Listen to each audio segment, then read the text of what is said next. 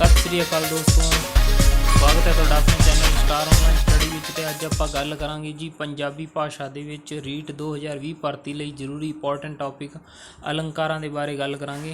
अलंकार की हुंदे ने, अलंकारां दे प्रकार की है, किन्ने भाव हुंदे आ, किस तरीके नाल इन्हां दा प्रयोग कीता जांदा है, ओह आपां अज इस वीडियो विच देखांगे। जेकर दोस्तों तुहानूं आ वीडियो चंगी लगदी है तां चैनल नूं जरूर सबसक्राइब करियो, लाइक करियो ते शेयर करियो। तो चलिए जी गांह आप गल करते हैं जी अज अलंकार बारे। जेकर तुसी इदों पहलां लिया वीडियो नहीं देखियां तो तुसी चैनल की प्लेलिस्ट 'च जाके ते रीट भर्ती 2020 के लिए जो इंपॉर्टेंट टॉपिक ने उन्हां दे बारे तुसी देख सकते हो जी। उन्हां दी वीडियो बन चुकियां ने जी।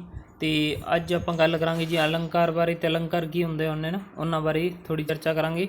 तो चलिए जी चर्चा करते हैं भी अलंकार किहनूं कहंदे आ। ये सीधी जी गल है जी, अलंकार कविता के गहने होंदे ने।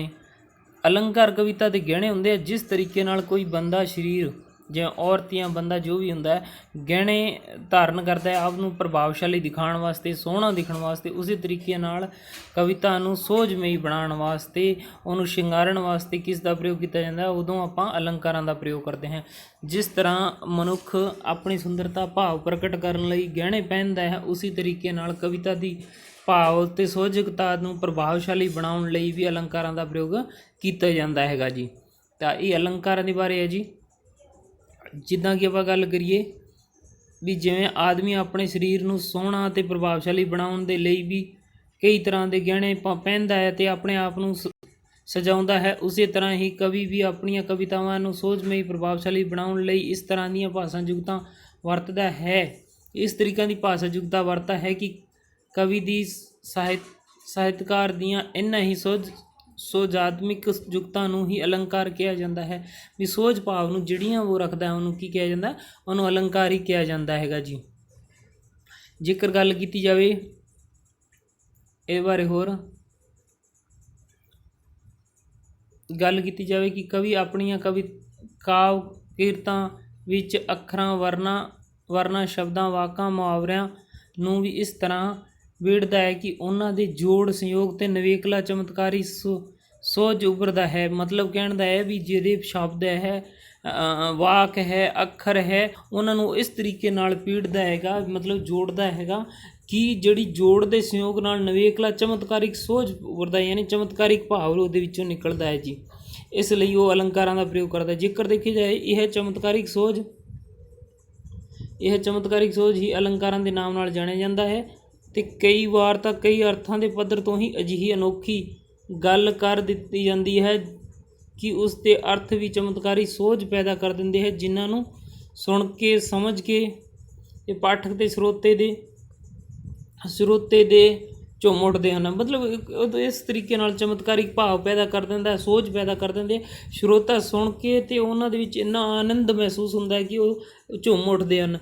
अजिहियां सारियां गल्लां जुगतां ते सोझ विधियां दे विद्वानां ने अलंकारां दा नाम दिता। हुण इदां जिहड़ियां सारियां विधियां आईयां भी जिहदे नाल चमत्कारिक भाव पैदा होए, उहनूं की नाम दिता? उहनूं अलंकार दा नाम दिता हैगा।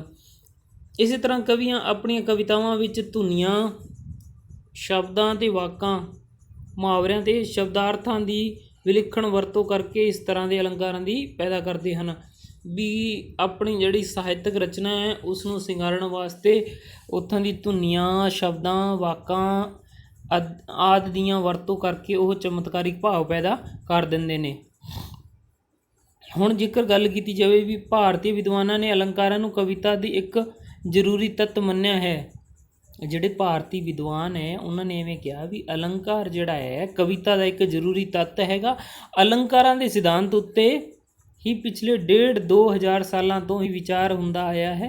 मतलब 1.5-2 साल तो ही अलंकारां दा अस्तित्व हैगा। जिधर गल करिए पुराने जिहड़े अपने विद्वान है जिवें बामा है, मम्मट है, आचार्य भरत मुनि है, अजिहे अनेक विद्वानां ने अलंकार नूं परिभाषित करन दा उपारला किया गया है ना। इन्हां ने परिभाषित करने की कोशिश की है भी अलंकार किस तरीके नाल प्रयोग किए जाते, किहड़ा अलंकार कदों किस भाव तो प्रयोग किया जाऊगा। ये बामा, मम्मट, आचार्य भरत मुनि होरां ने अज तो 2-2.5 साल पहला ही आपां नूं दस दिता सीगा। जेकर गल कीजिए वहमां दा निचोड़ इहो जिहा ही मिलता है। जेकर गल की जाए कि अलंकार काव्य की कला का अनोखा निराला ढंग है जो काव्य बोलां दे शब्दां दे विच भी अद्भुत ਚਮਤਕਾਰ ਪੈਦਾ ਕਰਕੇ ਕਵਿਤਾ ਦੇ ਸੋਝ ਵਿੱਚ ਵਾਧਾ ਕਰਦਾ ਹੈਗਾ। ਜਿਹੜਾ ਅਲੰਕਾਰ ਹੈ ਉਹ ਕਾਵ ਕਲਾ ਦਾ ਇੱਕ ਅਨੋਖਾ ਨਿਰਾਲਾ ਢੰਗ ਹੈ, ਯਾਨੀ ਅਲੰਕਾਰ ਵਰਤਣ ਨਾਲ ਇੱਕ ਅਨੋਖਾ ਢੰਗ ਹੈਗਾ ਜਿਹੜੇ ਦੇ ਬੋਲ ਅਤੇ ਸ਼ਬਦਾਂ ਦਾ ਅਦਭੁਤ ਚਮਤਕਾਰ ਪੈਦਾ ਹੁੰਦਾ ਹੈਗਾ, ਯਾਨੀ ਉਹਨਾਂ ਦਾ ਪ੍ਰਯੋਗ ਕਰਨ ਨਾਲ ਇੱਕ ਅਦਭੁਤ ਚਮਤਕਾਰ ਪੈਦਾ ਹੁੰਦਾ ਅਤੇ ਉਹੀ ਸੋਝ ਵਿੱਚ ਵਾਧਾ ਕਰ ਦਿੰਦਾ, ਯਾਨੀ ਜਿਹੜੀ ਕਵਿਤਾ ਉਹਦੀ ਸੋਝ ਵਿੱਚ ਵਾਧਾ ਕਰ ਦਿੰਦਾ ਹੈਗਾ ਅਤੇ ਉਹਦੇ ਨਾਲ ਅਲੰਕਾਰ ਹੈ ਜਿਹੜੇ ਪ੍ਰਭਾਵਸ਼ਾਲੀ ਰੂਪ ਦੇ ਵਿੱਚ ਆ ਜਾਂਦੇ ਨੇ। ਜੇਕਰ ਗੱਲ ਕੀਤੀ ਜਾਵੇ ਅਲੰਕਾਰ, ਹੁਣ ਅਲੰਕਾਰ ਬੇਅੰਤ ਹਨ ਕਿਉਂਕਿ ਅਲੰਕਾਰਾਂ ਦਾ ਕਵੀ ਨੇ ਕਟਾਕਸ਼, ਵਿਅੰਗ ਅਤੇ ਅਦਾਕਰਨ ਕਥਨ ਦੇ ਢੰਗ ਹੀ ਹਨ। ਜਿਹੜਾ ਅਲੰਕਾਰਾਂ ਦੇ ਪ੍ਰਕਾਰ ਹੈ ਉਹ ਕਈ ਤਰੀਕੇ ਦੇ ਹੈ, ਜਿਵੇਂ ਕੋਈ ਕਵੀ ਕਟਾਕਸ਼ ਕਰਦਾ ਹੈ, ਵਿਅੰਗ ਕਰਦਾ ਹੈ ਅਤੇ ਵਿਅੰਗ ਕਰੇ ਅੱਧਾ ਕਰਨ ਦੇ ਵਿੱਚ ਕਥਨ ਦਾ ਹੀ ਢੰਗ ਹੈ, ਮਤਲਬ ਪ੍ਰਯੋਗ ਕਰਨ ਦਾ ਹੀ ਢੰਗ ਹੈ। ਕਟਾਕਸ਼ ਵਿਅੰਗ ਜਿਹੜੇ ਆਪਣੀ ਕਵਿਤਾ ਵਿੱਚ ਕਰਦਾ ਉਹ ਜਿਹੜੇ ਕਰਨ ਦਾ ਸਾਰਾ ਹੀ ਪ੍ਰਯੋਗ ਕੀ ਅਲੰਕਾਰ ਹੈ। ਜੇਕਰ ਗੱਲ ਕੀਤੀ ਜਾਵੇ ਕਵੀ ਆਪਣੀ ਅਨੋਖੀ ਕਲਪਨਾ ਦੇ ਵਿਚਿੱਤਰ ਸ਼ੈਲੀਆਂ ਦੇ ਦੁਆਰਾ ਵੀ ਨਵੀਆਂ ਅਲੰਕਾਰਿਕ ਜੁਗਤਾਂ ਨੂੰ ਉਜਾਗਰ ਕਰਦਾ ਹੈ। ਵੀ ਜਦੋਂ ਉਹ ਪ੍ਰਯੋਗ ਕਰਦਾ ਉਹ ਆਪਣੀ ਕਲਪਨਾ ਸ਼ਕਤੀ ਨੂੰ ਵਧਾਉਂਦਾ ਹੈ ਅਤੇ ਨਵੀਆਂ ਅਲੰਕਾਰਿਕ ਜੁਗਤਾਂ ਨੂੰ ਪੇਸ਼ ਕਰਦਾ ਹਨ। ਇਹ ਅਲੰਕਾਰਿਕ ਰਜ਼ਮਾਂ ਦੇ ਸੈਨਤਾ ਵਾਂਗ ਪ੍ਰਤੀਤ ਹੁੰਦੇ ਹੈ ਅਤੇ ਅਲੰਕਾਰਾਂ ਨੂੰ 3 ਪ੍ਰਕਾਰ ਵਿੱਚ ਵੰਡਿਆ ਜਾਂਦਾ ਹੈ। ਹੁਣ ਇਹਦੇ ਜਿਹੜੇ ਅਲੰਕਾਰ ਦੇ ਪ੍ਰਯੋਗ ਹੈ ਪ੍ਰਕਾਰ ਹੈ ਉਹ 3 ਤਰੀਕੇ ਦੇ ਹੁੰਦੇ ਜੀ। ਕਿਹੜੇ ਹੁੰਦੇ ਨੇ ਦੇਖਦੇ ਹਾਂ ਜੀ। ਤਾਂ ਜੇਕਰ ਗੱਲ ਕੀਤੀ ਜਾਵੇ ਪਹਿਲਾਂ ਹੈ ਜੀ ਸ਼ਬਦ ਅਲੰਕਾਰ, ਦੂਜਾ ਅਰਥ ਅਲੰਕਾਰ, ਤੀਜਾ ਹੈ ਸ਼ਬਦਾਰਥ ਅਲੰਕਾਰ। ਇਹ 3 ਰੂਪ ਹੁੰਦੇ ਨੇ ਜੀ ਅਲੰਕਾਰਾਂ ਦੇ ਜੀ। ਹੁਣ ਇਹਨਾਂ ਦੇ ਤਿੰਨਾਂ ਦੇ ਅੱਗੇ ਸਬ ਪਾਰਟ ਹੋਣਗੇ ਜੀ, ਦੇਖ ਲੈਂਦੇ ਜੀ। ਕਿਹੜਾ ਸ਼ਬਦਾਂ ਦੀ ਸਹਾਇਤਾ ਨਾਲ ਕਵਿਤਾ ਨੂੰ ਚਮਤਕਾਰ ਬਖਸ਼ਣਾ ਸ਼ਬਦ ਅਲੰਕਾਰ ਦੇ ਘੇਰੇ ਵਿੱਚ ਆਉਂਦਾ ਹੈ, ਯਾਨੀ ਸ਼ਬਦਾਂ ਦਾ ਪ੍ਰਯੋਗ ਕਰਕੇ ਕਵਿਤਾ ਨੂੰ ਇੱਕ ਚਮਤਕਾਰ ਬਖਸ਼ਣਾ ਸ਼ਬਦਾਂ ਰਾਹੀਂ ਉਹਨੂੰ ਕਹਿੰਦੇ ਆ ਸ਼ਬਦ ਅਲੰਕਾਰ। ਜੇਕਰ ਗੱਲ ਕੀਤੀ ਸ਼ਬਦਾਂ 'ਤੇ ਨਿਰਭਰ ਹੋਣ ਕਰਕੇ ਉਸ ਸ਼ਬਦ ਅਲੰਕਾਰ ਹੈ, ਯਾਨੀ ਜਿਹੜੇ ਸ਼ਬਦਾਂ ਦੇ ਉੱਤੇ ਨਿਰਭਰ ਹੋਣਗੇ ਉਹਨੂੰ ਕਿਹੜੇ ਹੋਣਗੇ ਉਹ ਸ਼ਬਦ ਅਲੰਕਾਰ ਹੋਣਗੇ ਜੀ। ਠੀਕ ਹੈ ਜੀ। ਜਿਹੜੇ ਅਲੰਕਾਰ ਕਵਿਤਾ ਦੇ ਅਰਥ 'ਤੇ ਨਿਰਭਰ ਹੁੰਦੇ ਹੈ ਉਹ ਸ਼ਬਦ 'ਤੇ ਨਿਰਭਰ ਹੁੰਦੇ ਉਹ, ਅਤੇ ਇਹ ਜਿਹੜੇ ਅਲੰਕਾਰ ਕਵਿਤਾ ਦੇ ਅਰਥਾਂ 'ਤੇ ਨਿਰਭਰ ਹੋਣਗੇ ਉਹਨਾਂ ਨੂੰ ਅਰਥ ਅਲੰਕਾਰ ਕਹਿੰਦੇ ਹਨ। ਜਿੱਦਾਂ ਕਿ ਗੱਲ ਕੀਤੀ ਹੈ ਜਿਹੜੇ ਸ਼ਬਦ ਅਰਥ ਦੋਨਾਂ 'ਤੇ ਨਿਰਭਰ ਹੋਣ ਉਹਨਾਂ ਨੂੰ ਕੀ ਕਹਿੰਦੇ ਸ਼ਬਦਾਰਥ ਅਲੰਕਾਰ ਕਹਿੰਦੇ ਆ। ਯਾਨੀ ਪਹਿਲਾਂ ਤਾਂ ਉਹ ਦੇਖੋ ਜਿਹੜਾ ਸ਼ਬਦਾਂ 'ਤੇ ਨਿਰਭਰ ਹੋਊਗਾ ਸ਼ਬਦ ਅਲੰਕਾਰ, ਜਿਹੜਾ ਸ਼ਬਦ ਦੇ ਅਰਥ 'ਤੇ ਨਿਰਭਰ ਹੋਊਗਾ ਉਹ ਅਰਥ ਅਲੰਕਾਰ, ਅਤੇ ਜਿਹੜਾ ਸ਼ਬਦ ਤੇ ਅਰਥ ਦੋਨਾਂ 'ਤੇ ਨਿਰਭਰ ਹੋਊਗਾ ਉਹ ਕਿਹੜਾ ਹੋਊਗਾ ਉਹ ਅਰਥ ਅਲੰਕਾਰ ਹੋਊਗਾ ਜੀ।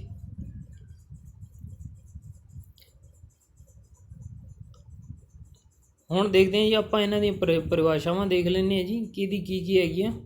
ਜੇਕਰ ਗੱਲ ਕੀਤੀ ਜਾਵੇ ਉਪਮਾ ਅਲੰਕਾਰ, ਉਪਮਾ ਅਲੰਕਾਰ ਬਾਰੇ ਗੱਲ ਕਰੀਏ ਤਾਂ ਉਪਮਾ ਦੇਣਾ ਮਤਲਬ ਉਪਮਾ ਕਿਸੇ ਦੇ ਬਾਰੇ ਤੁਲਨਾ ਕਰਨਾ। ਜੇਕਰ ਗੱਲ ਕੀਤੀ ਜਾਵੇ ਅਲੰਕਾਰਾਂ ਵਿੱਚੋਂ ਉਪਮਾ ਅਲੰਕਾਰ ਸਭ ਤੋਂ ਵੱਧ ਮਸ਼ਹੂਰ ਅਲੰਕਾਰ, ਯਾਨੀ ਸਭ ਤੋਂ ਫੇਮਸ ਹੈਗਾ ਜਿਹੜਾ ਉਪਮਾ ਅਲੰਕਾਰ ਹੈ। ਅਤੇ ਪੰਜਾਬੀ ਵਿੱਚ ਉਪਮਾ ਦਾ ਆਮ ਅਰਥ ਜਸ, ਕੀਰਤੀ, ਵਡਿਆਈ, ਪ੍ਰਸ਼ੰਸਾ ਤੋਂ ਲਿਆ ਜਾਂਦਾ ਹੈ। ਯਾਨੀ ਕਿਸੇ ਦਾ ਜਸ, ਕੀਰਤੀ, ਵਡਿਆਈ, ਪ੍ਰਸ਼ੰਸਾ ਦਾ ਜੋ ਅਰਥ ਲਿਆ ਜਾਂਦਾ ਉਪਮਾ ਤੋਂ ਲਿਆ ਜਾਂਦਾ ਹੈਗਾ।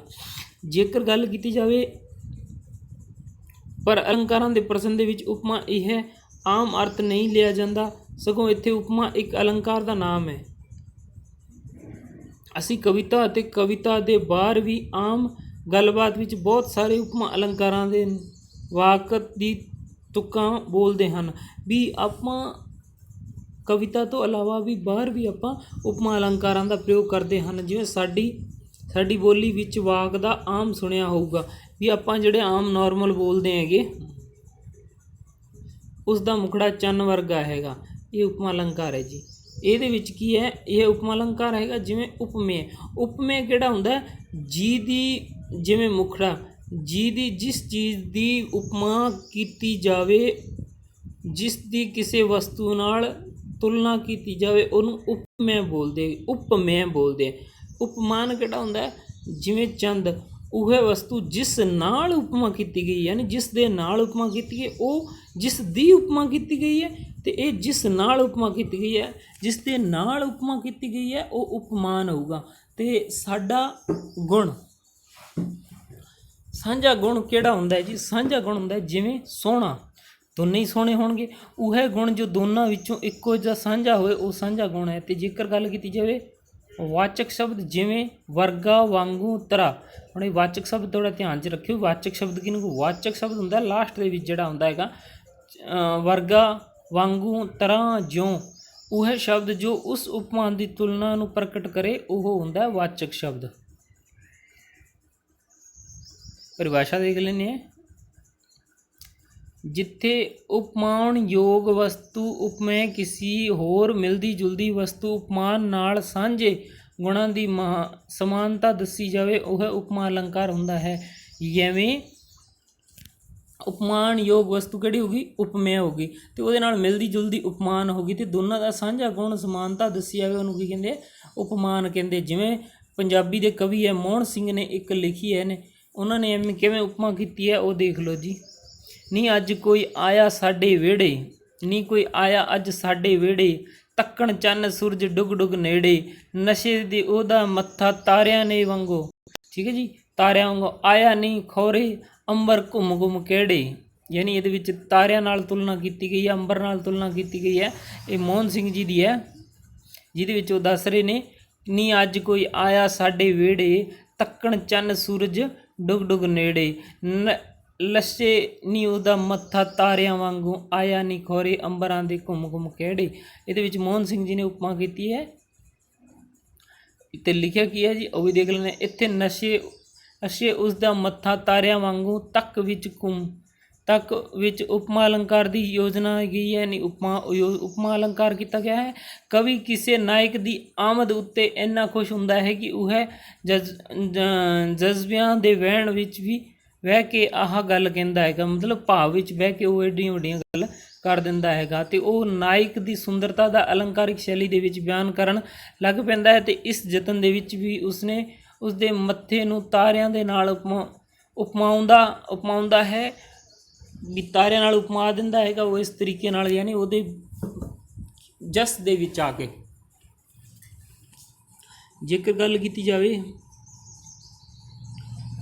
जिवें मत्था उपमेय है, अर्थात कवि द्वारा वर्णन गोरचा विषय मत्था है, ते तारे उपमान हैं जिन्हां दे नाल मत्थे की तुलना की गई है। जेकर किते लसकना मतलब कि हो गया दोहां दा सांझा गुण है, तो वांगू वाचक है। वांगू मैं दस्सिया सी लास्ट च आऊगा, ये वाचक है, तो यह जड़ा लश्कना हैगा ये दोनों का सांझा गुण है जी। हुण आऊगा जी उपमा अलंकार तो बाद आऊगा जी रूपक अलंकार। भी जड़ा रूपक अलंकार है ये उपमा अलंकार दे नाल मिलदा जुलदा जाई हैगा, मिलदा जुलदा जाई अलंकार हैगा। यदि थोड़ा देख लैने शुरू विच भी रूपक अलंकार उपमा अलंकार दे नाल मिलदा जुलदा, रूपक मिलदा जुलदा है, तो रूपक दे विच एक तरह के नाल उपमा का संखेप रूप है, मतलब जिहड़ा उपमा का यह थोड़ा जिहा विस्तृत रूप है, संखेप दे विच है। तो उपमा अलंकार दे विच आम तौर पर 4 तत्व होंदे ने, पर रूपक अलंकार दे विच 3 तत्व होंदे ने। वाचक शब्द वाला तत्व लोप रहिंदा है, यानी ये जिहड़ा चौथा पार्ट वाचक वाला है वो लोप रहिंदा है। बाकी ये 3 तत्व होंदे है, उपमा दे 4 होंदे ने। रूपक अलंकार दा विच चीज़ां दी तुलना करके दोहां विचों एक साझा गुण लिया गुण इस तरह लिया दस्सिया जाता है कि उन्हां दोहां चीज़ां विच फर्क हैगा जिहड़ा मिट जाता है, ते अते दोनों विच एकमिकता एक रूपता पैदा हो जाती हैगी। रूपक अलंकार लैण तो बाद उन्हां दे विच जिहड़ियां भिन्नतावां फर्क है जिहड़ा मिट जाता है, तो उन्हां दी एकमिकता आ जाती हैगी। जिवें परिभाषा देखिए, जिथे उपमेय ते उपमान विच एक रूपता ते अभेदता वर्णन की जाए उसनूं रूपक अलंकार कहंदे ने। उहनूं की कहंदे ने? उहनूं रूपक अलंकार कहंदे ने।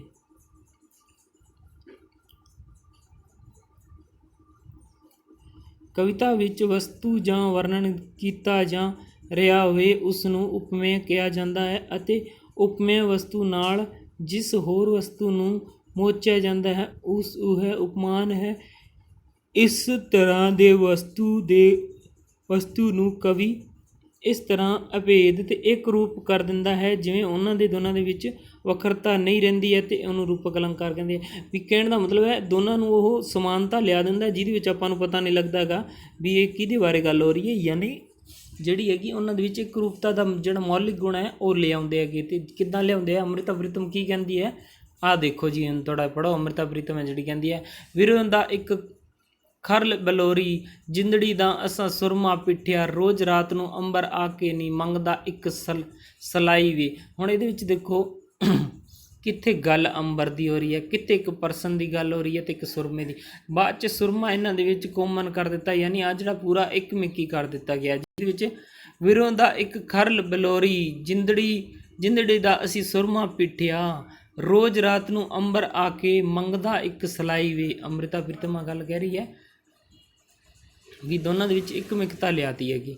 ਜਿਵੇਂ ਗੱਲ ਕਰੀਏ ਇਸ ਬੰਦ ਦੇ ਵਿੱਚ ਵੀਰੋ ਤੇ ਖਰਲ ਵਿੱਚ ਅਤੇ ਜਿੰਦੜੀ ਦੇ ਸੁਰਮੇ ਵਿੱਚ ਵੱਖਰਤਾ ਨਹੀਂ ਰਹਿਣ ਦਿੱਤੀ ਗਈ ਹੈ ਵੀ ਜਿਹੜੇ ਇਸ ਬੰਦ ਦੇ ਵਿੱਚ ਵੀਰੇ ਦੇ ਖਰਲ ਵਿੱਚ ਅਤੇ ਜਿੰਦੜੀ ਦੇ ਸੁਰਮੇ ਦੇ ਵਿੱਚ ਕੋਈ ਵੱਖਰਤਾ ਨਹੀਂ ਰਹਿਣ ਦਿੱਤੀ ਗਈ, ਸਗੋਂ ਇੱਕ ਰੂਪਤਾ ਤੇ ਅਭੇਦਤਾ ਸਥਾਪਿਤ ਕੀਤੀ ਗਈ।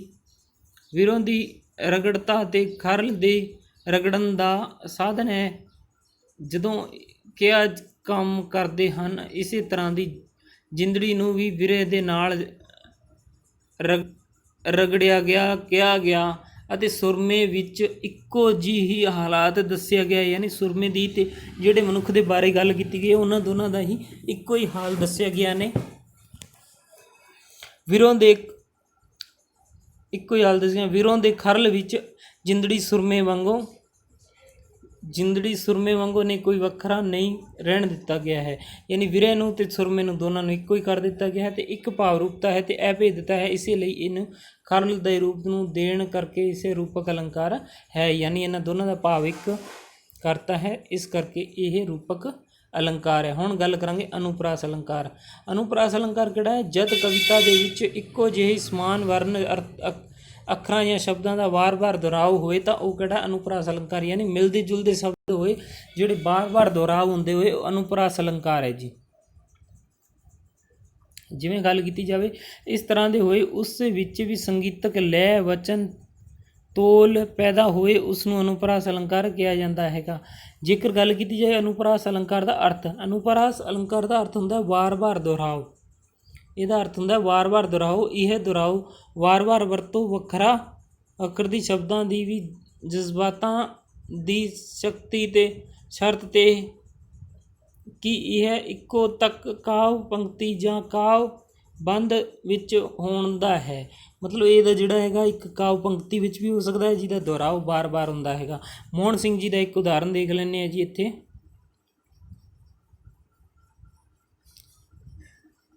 ਮੋਹਨ ਸਿੰਘ ਜੀ ਕੀ ਕਹਿੰਦੇ ਇੱਥੇ ਜੀ, ਇਹ ਰੂਪ ਸਰੂਪ ਅਨੂਪ ਦੀਸੇ ਫਿਰ ਜਿੰਦ ਦੀਵਾਨੀ ਝੱਲੀ ਝੱਲੀ ਫਿਰ ਹੋਸ਼ ਬਹੋਸ਼ ਮਦਹੋਸ਼ ਹੋਈ ਫਿਰ ਪੱਤ ਗੁਲੇਰੀ ਗਲੀ ਗਲੀ। ਹੁਣ ਦੇਖੋ ਇਹਦੇ ਵਿੱਚ ਗੱਲ ਕੀਤੀ ਗਈ ਹੈ ਜੀ ਰੂਪ ਸਰੂਪ ਮਿਲਦੇ ਜੁਲਦੇ ਆ ਗਏ, ਠੀਕ ਹੈ ਜੀ। ਰੂਪ ਸਰੂਪ ਅਨੂਪ ਹੋ ਗਿਆ, ਜਿਵੇਂ ਝਿੱਲੀ ਝੱਲੀ, ਠੀਕ ਹੈ ਜੀ। ਹੋਸ਼ ਬੇਹੋਸ਼ ਮਦਹੋਸ਼ ਇੱਕੋ ਜਿਹੇ ਸ਼ਬਦ ਆ ਰਹੇ ਨੇ ਜੀ, ਠੀਕ ਹੈ। ਗਲੀ ਗਲੀ ਇੱਦਾਂ ਜੀ, ਇਹ ਗਲੀਆਂ ਜਿਹੜਾ ਦੁਹਰਾਓ ਵਾਰ-ਵਾਰ ਹੋ ਰਿਹਾ ਕੀ ਹੈ? ਅਨੁਪਰਾਸ ਅਲੰਕਾਰ ਹੈ। ਵੀ ਪੇਪਰ ਦੇ ਵਿੱਚ ਤੁਸੀਂ ਧਿਆਨ ਰੱਖਣਾ, ਜੇ ਤੁਹਾਨੂੰ ਇਹ ਜਿਹਾ ਪੰਕਤੀ ਦਿੱਤੀ ਹੋਏ ਤਾਂ ਜਿਹੜੇ ਦਾ ਦੁਹਰਾਓ ਵਾਰ-ਵਾਰ ਹੋਏ ਉਹ ਹੈ ਅਨੁਪਰਾਸ ਅਲੰਕਾਰ। ਸੀਟੈਟ ਦੇ ਵਿੱਚ ਇੱਦਾਂ ਦੇ ਕੁਐਸਚਨ ਆਉਂਦੇ ਨੇ, ਥੋੜ੍ਹਾ ਜਿਹਾ ਧਿਆਨ ਰੱਖਿਓ। ਹੁਣ ਇਹਦੇ ਵਿੱਚ ਐਵੇਂ ਗੱਲ ਕੀਤੀ ਹੈ, ਇਸ ਵਿੱਚ ਰੂਪ ਸਰੂਪ ਅਨੂਪ ਵਿੱਚ ਆਏ ਉਪ ਅੱਖਰ 3 ਵਾਰ ਦੁਹਰਾਏ ਗਏ ਹਨ। ਇਸ ਤਰ੍ਹਾਂ ਦੇ ਹੋਸ਼ ਬੇਹੋਸ਼ ਮਦਹੋਸ਼ ਸ਼ਬਦਾਰਥਾਂ ਦੇ ਵਿੱਚ ਵੀ ਉਹੀ ਗੱਲ ਕਹੀ ਗਈ ਹੈ ਵੀ ਬਾਰ-ਬਾਰ ਜਿਹੜੀ ਚੀਜ਼ ਦੁਹਰਾਈ ਜਾਵੇ ਉਹ ਕਿਹੜੇ ਹੁੰਦੇ ਨੇ? ਉਹ ਅਨੁਪਰਾਸ ਅਲੰਕਾਰ ਤੇ ਸ਼ਬਦ ਅਲੰਕਾਰ ਹੈ। ਜਿਹੜਾ ਅਨੁਪਰਾਸ ਅਲੰਕਾਰ ਇਹਦਾ ਜਿਹੜਾ ਭਾਵ ਕਿਹੜਾ, ਇਹ ਸ਼ਬਦ ਅਲੰਕਾਰ ਦੀ ਸ਼੍ਰੇਣੀ ਦੇ ਵਿੱਚ ਆਉਂਦਾ ਹੈਗਾ ਜੀ, ਠੀਕ ਹੈ ਜੀ। ਇਸ ਚੀਜ਼ ਦਾ ਥੋੜ੍ਹਾ ਜਿਹਾ ਧਿਆਨ ਰੱਖਿਓ। ਜੇਕਰ ਪੁੱਛ ਲਏ ਅਨੁਪਰਾਸ ਅਲੰਕਾਰ ਕਿਸ ਦੀ ਸ਼੍ਰੇਣੀ ਵਿੱਚ ਆਉਂਦਾ ਹੈ, ਵੀ ਅਰਥ ਅਲੰਕਾਰ ਹੈ, ਇੱਕ ਸ਼ਬਦ ਅਲੰਕਾਰ ਹੈ, ਇੱਕ ਸ਼ਬਦ ਅਲੰਕਾਰ ਹੈਗਾ, ਤਾਂ ਤੁਸੀਂ ਉੱਥੇ ਸ਼ਬਦ ਅਲੰਕਾਰ ਕਰਕੇ ਆਉਣਾ ਹੈ ਅਨੁਪਰਾਸ ਨੂੰ ਜੀ। ਜੇਕਰ ਗੱਲ ਕੀਤੀ ਜਾਵੇ ਦ੍ਰਿਸ਼ਟਾਂਤ ਅਲੰਕਾਰ, ਤਾਂ ਦ੍ਰਿਸ਼ਟਾਂਤ ਅਲੰਕਾਰ ਦੇ ਬਾਰੇ ਕੀ ਹੈ? ਦ੍ਰਿਸ਼ਟਾਂਤ ਇੱਕ ਅਰਥ ਅਲੰਕਾਰ ਹੈ। ਹੁਣ ਜੇ ਅਗਰ ਤੁਹਾਡੇ ਤੋਂ ਪੁੱਛੇ ਵੀ ਅਰਥ ਅਲੰਕਾਰ ਕਿਹੜਾ, ਤਾਂ ਦ੍ਰਿਸ਼ਟਾਂਤ ਅਲੰਕਾਰ ਆਊਗਾ, ਠੀਕ ਹੈ ਜੀ। ਇਹ ਜਿਹੜਾ ਦ੍ਰਿਸ਼ਟਾਂਤ ਅਲੰਕਾਰ ਹੈ ਉਹ ਇੱਕ ਅਰਥ ਅਲੰਕਾਰ ਹੈ। ਦ੍ਰਿਸ਼ਟਾਂਤ ਦਾ ਅਰਥ ਉਦਾਹਰਣ ਮਿਸਾਲ ਨਮੂਨਾ ਆਦਿ ਦਾ ਹੁੰਦਾ ਹੈ। ਵੀ ਦ੍ਰਿਸ਼ਟਾਂਤ ਦਾ ਮਤਲਬ ਕਿਸੇ ਨੂੰ ਉਦਾਹਰਨ ਦੇਣਾ, ਮਿਸਾਲ ਦੇਣਾ ਆਦਿ ਦੇ ਲਈ ਵਰਤਿਆ ਜਾਣ ਵਾਲਾ ਅਲੰਕਾਰ ਕਿਹੜਾ ਹੈ? ਦ੍ਰਿਸ਼ਟਾਂਤ ਅਲੰਕਾਰ ਹੈ। ਕਵੀ ਆਪਣੀ ਕਵਿਤਾ ਵਿੱਚ ਜਿਸ ਕਿਸੇ ਵੀ ਵਿਸ਼ੇ ਦਾ ਵਰਣਨ ਕਰ ਰਿਹਾ ਹੁੰਦਾ ਹੈ ਉਸ ਨੂੰ ਸਮਝਾਉਣ ਲਈ ਉਹ ਆਮ ਜੀਵਨ ਨੂੰ ਪ੍ਰਕਿਰਤੀ ਵਿੱਚੋਂ ਕੋਈ ਅਜਿਹੀ ਮਿਸਾਲ ਉਦਾਹਰਨ ਚੁੱਕ ਕੇ ਉਸ ਦੇ ਬਰਾਬਰ ਰੱਖ ਦਿੰਦਾ ਹੈ ਜਿਸ ਦੇ ਵਿੱਚ ਵਰਣ ਕੀਤੇ ਜਾ ਸਕਣ ਤੇ ਵਿਸ਼ੇ ਵਿੱਚ ਸਾਂਝੇ ਗੁਣ ਜਾਂ ਹੋਰ ਸਮਾਨਤਾਵਾਂ ਹੁੰਦੀਆਂ ਹਨ। ਇਸ ਵਸਤੂ ਦੀ ਸਪਸ਼ਟਤਾ ਦੀ ਪੁਸ਼ਟੀ ਲਈ ਉਹ ਕਈ ਹੋਰ ਲੋਕਪ੍ਰਿਯ ਮਿਸਾਲ ਪੇਸ਼ ਕਰਦਾ ਹੈ। ਉਹ ਦ੍ਰਿਸ਼ਟਾਂਤ ਅਲੰਕਾਰ ਯੋਜਨਾ ਲਈ ਜ਼ਰੂਰੀ ਹੁੰਦੇ ਹਨ ਵੀ ਉਹ ਆਪਦੇ ਭਾਵ ਨੂੰ ਸਮਝਾਉਣ ਵਾਸਤੇ ਜਿਹੜੇ ਲੋਕ ਆਪਣੇ ਸਮਾਜ ਦੇ ਵਿੱਚ ਉਤਰਦਾ ਹੈ ਅਤੇ ਉੱਤੋਂ ਸਾਂਝੇ ਗੁਣ ਚੱਕ ਲੈਂਦਾ ਹੈਗਾ, ਮਿਸਾਲ ਚੱਕ ਲੈਂਦਾ ਹੈਗਾ, ਉਹਦੇ ਗੁਣ ਚੱਕ ਲੈਂਦਾ ਹੈਗਾ ਤਾਂ ਕਿ ਜਿਹੜਾ ਮੇਰਾ ਲਿਖਣ ਦਾ ਭਾਵ ਹੈ ਉਹ ਦੂਜੇ ਲੋਕਾਂ ਨੂੰ ਸਮਝ ਆ ਜਾਵੇ। ਅਤੇ ਉਹਦੇ ਲਈ ਉਹ ਕੀ ਪ੍ਰਯੋਗ ਕਰਦਾ, ਉਹਦੇ ਲਈ ਉਹ ਪ੍ਰਯੋਗ ਕਰਦਾ ਹੈ ਜੀ ਅਲੰਕਾਰ। ਅਤੇ ਅਲੰਕਾਰ ਕਿਹੜਾ? ਦ੍ਰਿਸ਼ਟਾਂਤ ਅਲੰਕਾਰ। ਜੇਕਰ ਗੱਲ ਕੀਤੀ ਹੈ ਦ੍ਰਿਸ਼ਟਾਂਤ ਅਲੰਕਾਰ ਤੋਂ ਪਹਿਲਾਂ ਇੱਕ ਗੱਲ ਕਹਿ ਕੇ ਫਿਰ ਦੂਜੀ ਗੱਲ ਉਸ ਦੇ ਉਦਾਹਰਨਾਵਾਂ ਦੇ ਰੂਪ ਦੇ ਵਿੱਚ ਆਖੀ ਜਾਂਦੀ, ਯਾਨੀ ਪਹਿਲਾਂ ਗੱਲ ਕਹੀ ਜਾਂਦੀ ਹੈ ਫਿਰ ਉਹਦਾ ਉਦਾਹਰਨ ਦਿੱਤਾ ਜਾਂਦਾ, ਯਾਨੀ ਜਿਹੜਾ ਉਦਾਹਰਨ ਦੇਵਾਂਗੇ ਉਹ ਉਸ ਤੋਂ ਸੰਬੰਧਿਤ ਹੀ ਹੋਊਗਾ।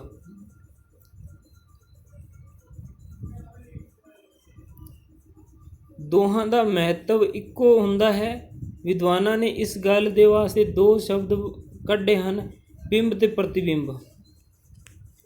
ਬਿੰਬ ਤੇ ਪ੍ਰਤੀਬਿੰਬ। ਵਿਸ਼ੇ ਵਸਤੂ ਬਿੰਬ ਹੈ, ਜਿਹੜੀ ਵਿਸ਼ੇ ਵਸਤੂ ਹੈ ਉਹ ਕੀ ਹੈ? ਉਹ ਬਿੰਬ ਹੈ ਅਤੇ ਬਾਹਰੋਂ ਪੇਸ਼ ਕੀਤਾ ਉਦਾਹਰਣ ਪ੍ਰਤੀਬਿੰਬ ਹੈ। ਜਿਹੜਾ ਆਪਾਂ ਟੌਪਿਕ ਤੋਂ ਬਾਹਰੋਂ ਉਦਾਹਰਣ ਲੈਂਦੇ ਹਾਂ ਉਹ ਪ੍ਰਤੀਬਿੰਬ ਹੈ। ਯਾਨੀ ਪ੍ਰਤੀਬਿੰਬ ਤੋਂ ਹੀ ਪਤਾ ਲੱਗਦਾ ਵੀ ਇਹ ਕਾਪੀ ਹੈਗੀ ਜੀ, ਯਾਨੀ ਜਿਹੜਾ ਉਦਾਹਰਣ ਦੀ ਕਾਪੀ ਹੈਗੀ। ਕਵਿਤਾ ਇੱਕ ਤੁਕ ਦੇ ਵਿੱਚ ਬਿੰਬ ਮੌਜੂਦ ਰਹਿੰਦਾ ਹੈ ਅਤੇ ਅਗਲੀ ਤੁਕ ਦੇ ਵਿੱਚ ਪ੍ਰਤੀਬਿੰਬ ਹੁੰਦਾ ਹੈ। ਪ੍ਰਤੀਬਿੰਬ ਦਾ ਅਰਥ ਪਰਛਾਵਾਂ ਹੈ। ਦੋਹਾਂ ਵਸਤੂਆਂ ਦੇ ਵਿੱਚ ਸਾਂਝੇ ਗੁਣ ਜਾਂ ਭਾਵ ਨੂੰ ਛਲਕਣੇ ਚਾਹੀਦੇ ਹਨ। ਦ੍ਰਿਸ਼ਟਾਂਤ ਅਲੰਕਾਰਾਂ ਦਾ ਆਧਾਰ ਵੀ ਕੋਈ ਸਾਂਝਾ ਮਾਨਤਾ ਬਰਾਬਰੀ ਭਾਵ ਹੁੰਦਾ ਹੈ। ਦ੍ਰਿਸ਼ਟਾਂਤ ਦਾ ਵੀ ਜਿਹੜਾ ਅਰਥ ਹੈਗਾ ਉਹ ਸਾਂਝਾ ਭਾਵ ਹੁੰਦਾ ਨੇ, ਜਿਹਦੇ ਨਾਲ ਕਿ ਇਹਦੇ ਬਾਰੇ ਪਤਾ ਚੱਲ ਜਾਂਦਾ ਹੈਗਾ ਵੀ। ਇਹਦੀ ਪਰਿਭਾਸ਼ਾ ਦੇਖ ਲੈਂਦੇ ਹਾਂ ਜੀ।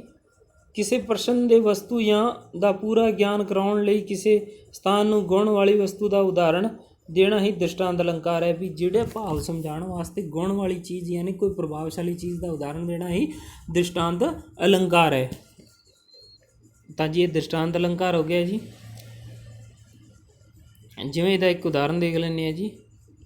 ਕਬੀਰ ਮਾਨੁਖ ਜਨਮ ਦੁਰਲਭ ਹੈ, ਹੇਤ ਨਾ ਬਾਰੰਬਾਰ ਜਿਉ ਬਨ ਫਲ ਪਾਕੇ ਭੂਮੀ ਗਿਰਹਿ ਬੂਹੀ ਨਾਲ ਲਾਗੇ ਡਰ। ਇਹ ਕਬੀਰ ਜੀ ਨੇ ਗੱਲ ਕਹੀ ਹੈਗਾ, ਜਿਹਦੇ ਵਿੱਚ ਇਹਨਾਂ ਨੇ ਉਦਾਹਰਨ ਦੇ ਕੇ ਦੱਸਿਆ ਹੈਗਾ। ਕੀ ਦੱਸਿਆ ਹੈਗਾ ਉਹ ਦੇਖ ਲੈਂਦੇ ਹਾਂ ਜੀ। ਇਹਨਾਂ ਨੇ ਇਹ ਦੱਸਿਆ ਹੈਗਾ ਵੀ ਕਬੀਰ ਬਾਣੀ ਦੇ ਸ਼ਲੋਕ ਦੇ ਵਿੱਚ ਪ੍ਰਸ਼ੰਸਾ ਵਿੱਚ ਇਹ ਹੈਗੀ ਕਿ ਮਨੁੱਖਾਂ ਦਾ ਜਨਮ ਦੁਰਲਭ ਹੈ।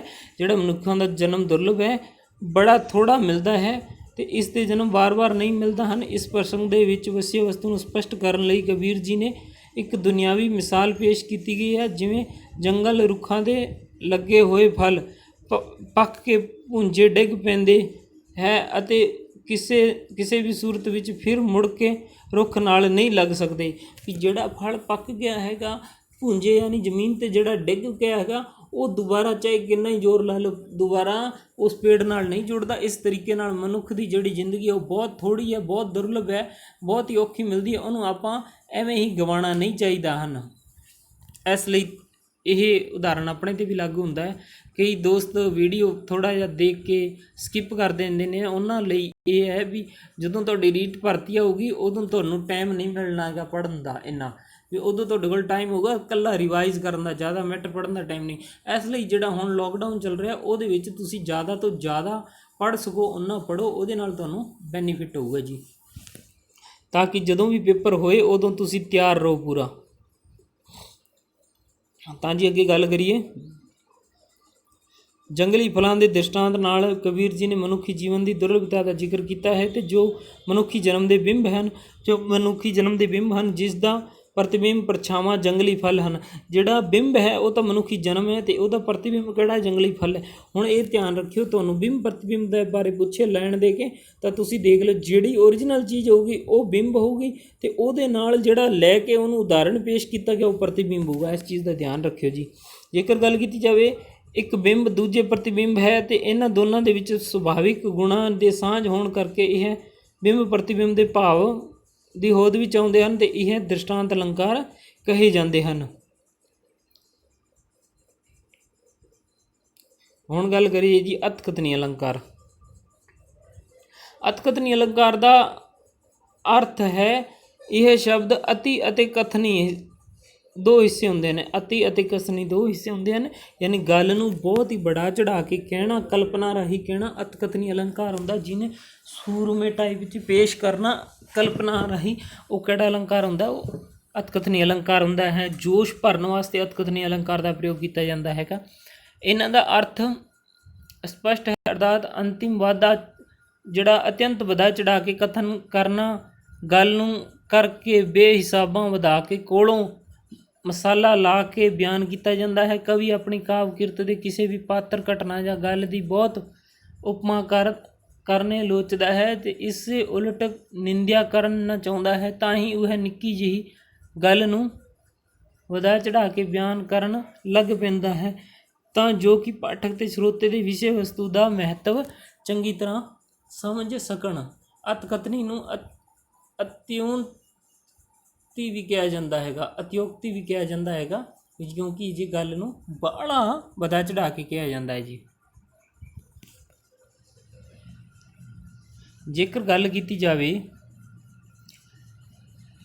ਇੱਥੇ ਇਹ ਗੱਲ ਵਰਣਨਯੋਗ ਹੈ ਕਿ ਅਤਕਥਨੀ ਅਲੰਕਾਰ ਦੀ ਸਿਰਜਣਾ ਕਰਨ ਦੇ ਉਦੇਸ਼ ਤੇ ਚਮਤਕਾਰ ਪੈਦਾ ਹੁੰਦਾ ਹੈ। ਜਦੋਂ ਅਤਕਥਨੀ ਅਲੰਕਾਰ ਦੀ ਸਿਰਜਣਾ ਕੀਤੀ ਜਾਂਦੀ ਤਾਂ ਚਮਤਕਾਰ ਪੈਦਾ ਹੁੰਦਾ। ਚਮਤਕਾਰ ਤੋਂ ਕਵਿਤਾ ਦਾ ਸਹਿਜ ਸਵਾਦ ਦਾ ਸੰਚਾਰ ਹੁੰਦਾ ਹੈ, ਯਾਨੀ ਕਵਿਤਾ ਦਾ ਸਹਿਜ ਸਵਾਦ ਦਾ ਸੰਚਾਰ ਹੁੰਦਾ ਹੈ, ਯਾਨੀ ਵਾਧੀ ਹੈ। ਚਮਤਕਾਰ ਤੋਂ ਬਿਨਾਂ ਕਵਿਤਾ ਫਿੱਕੀ ਫਿੱਕੀ ਜੀ ਮਾਲੂਮ ਹੁੰਦੀ ਹੈ। ਜੇ ਚਮਤਕਾਰ ਨਹੀਂ ਹੋਊਗਾ ਤਾਂ ਕਵਿਤਾ ਕਿੱਦਾਂ ਦੀ ਹੋਊਗੀ? ਫਿੱਕੀ ਫਿੱਕੀ ਹੋਊਗੀ ਜੀ। ਐਵੇਂ ਗੱਲ ਕੀਤੀ ਜਾਵੇ, ਰਸੀਲੀ ਅਤੇ ਸਵਾਦਲੀ ਕਵਿਤਾ ਵਿੱਚ ਕਿਸੇ ਨਾ ਕਿਸੇ ਚਮਤਕਾਰ ਦੀ ਹੋਂਦ ਜ਼ਰੂਰੀ ਹੈ, ਯਾਨੀ ਜੇ ਤੁਸੀਂ ਉਹਨੂੰ ਕਵਿਤਾ ਨੂੰ ਇੰਟਰਸਟਿੰਗ ਬਣਾਉਣਾ ਹੈ ਤਾਂ ਉਹਦੇ ਵਿੱਚ ਚਮਤਕਾਰ ਦੀ ਹੋਂਦ ਬਹੁਤ ਜ਼ਰੂਰੀ ਹਨ। ਅਤੇ ਇਸੇ ਤਰ੍ਹਾਂ ਅਤਕਥਨੀ ਤੋਂ ਮਾਲੂਮ ਚਮਤਕਾਰ ਹੁੰਦਾ ਹੈ। ਅਤਕਥਨੀ ਤੋਂ ਮਾਲੂਮ ਕੀ ਹੁੰਦਾ? ਵੀ ਚਮਤਕਾਰ ਹੁੰਦਾ ਹੈ।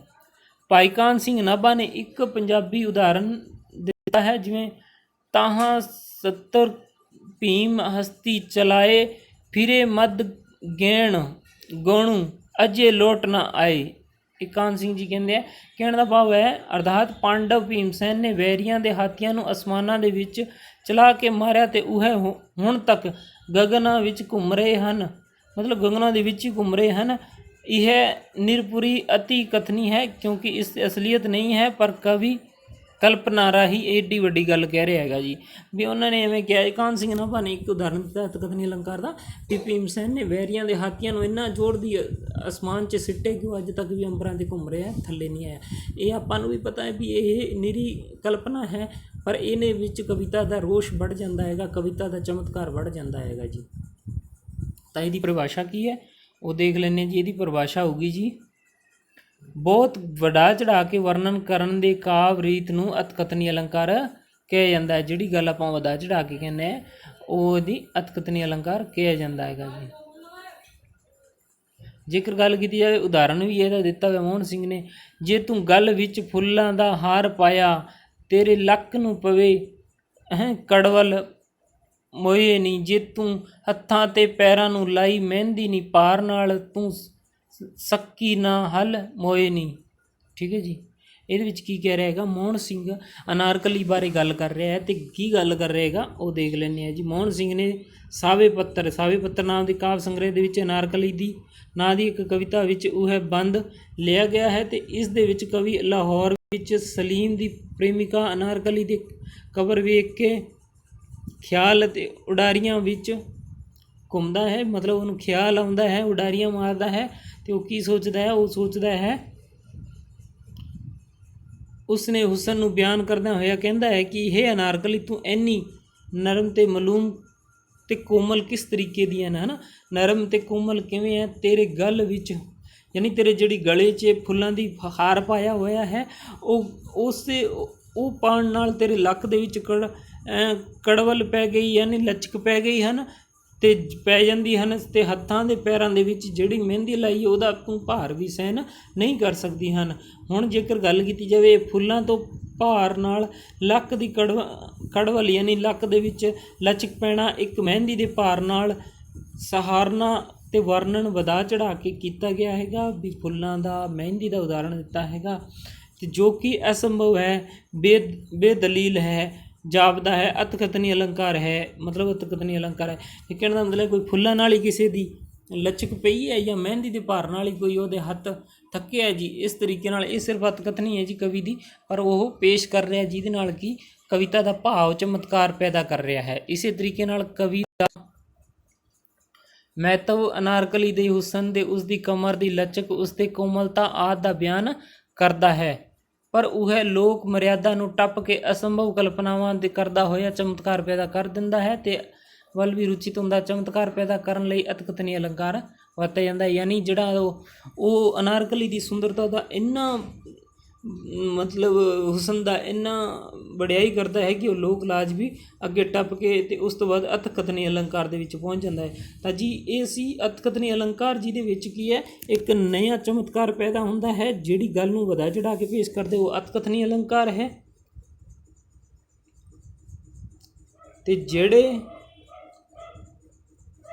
ਦ੍ਰਿਸ਼ਟਾਂਤ ਕਿਸੇ ਉਦਾਹਰਨ ਦੇ ਕੇ, ਮਿਸਾਲ ਦੇ ਕੇ ਜਿਹੜੇ ਕਵਿਤਾ ਦਾ ਭਾਵ ਨੂੰ ਦੱਸਿਆ ਜਾਂਦਾ ਉਹ ਦ੍ਰਿਸ਼ਟਾਂਤ ਅਲੰਕਾਰ ਹੁੰਦਾ ਹੈ ਜੀ।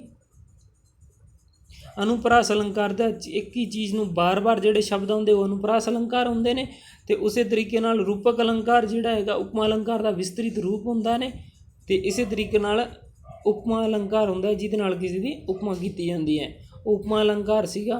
ਅਤੇ ਜੇਕਰ ਗੱਲ ਕੀਤੀ ਅਲੰਕਾਰਾਂ ਨੂੰ ਪਹਿਲਾਂ 3 ਭਾਗਾਂ 'ਚ ਵੰਡਦੇ ਹੈਗੇ। ਸ਼ਬਦ ਅਲੰਕਾਰ ਜਿਹਦੇ ਵਿੱਚ ਸ਼ਬਦਾਂ ਦਾ ਭਾਵ ਨਾਲ ਸਹਿਜਤਾ ਪੈਦਾ ਹੋਏ ਉਹ ਸ਼ਬਦ ਅਲੰਕਾਰ ਹੁੰਦਾ ਹੈ। ਅਰਥ ਅਲੰਕਾਰ ਜਿਸ ਦੇ ਨਾਲ ਕਿਸੇ ਸ਼ਬਦ ਦੇ ਅਰਥ ਨਾਲ ਜਿਹੜਾ ਨया ਸੁਹਜਤਾ ਪੈਦਾ ਹੁੰਦੀ ਉਹਨੂੰ ਕੀ ਕਹਿੰਦੇ, ਅਰਥ ਅਲੰਕਾਰ ਕਹਿੰਦੇ ਹੈ। ਅਤੇ ਸ਼ਬਦਾਰਥ ਅਲੰਕਾਰ ਜਿਹਦੇ ਵਿੱਚ ਸ਼ਬਦ ਅਤੇ ਅਰਥ ਦੋਨਾਂ ਨਾਲ ਨया ਭਾਵ ਪੈਦਾ ਹੋਏ ਉਹ ਸ਼ਬਦਾਰਥ ਅਲੰਕਾਰ ਹੁੰਦਾ ਹੈ। ਤਾਂ ਜੀ ਇਹ ਆਪਣਾ ਸੀਗਾ ਟੌਪਿਕ ਅਲੰਕਾਰ, ਜਿਹੜਾ ਅੱਜ ਕੰਪਲੀਟ ਹੁੰਦਾ ਹੈ। ਤੁਹਾਨੂੰ ਵੀਡੀਓ ਕਿਵੇਂ ਲੱਗੀ ਕਮੈਂਟ ਕਰਕੇ ਜ਼ਰੂਰ ਦੱਸਿਓ, ਲਾਈਕ ਕਰਿਓ, ਸ਼ੇਅਰ ਕਰਿਓ ਅਤੇ ਚੈਨਲ ਨੂੰ ਜ਼ਰੂਰ ਸਬਸਕ੍ਰਾਈਬ ਕਰੋ। ਮਿਲਦੇ ਹਾਂ ਨੈਕਸਟ ਵੀਡੀਓ ਵਿੱਚ। ਜੈ ਹਿੰਦ, ਜੈ ਭਾਰਤ।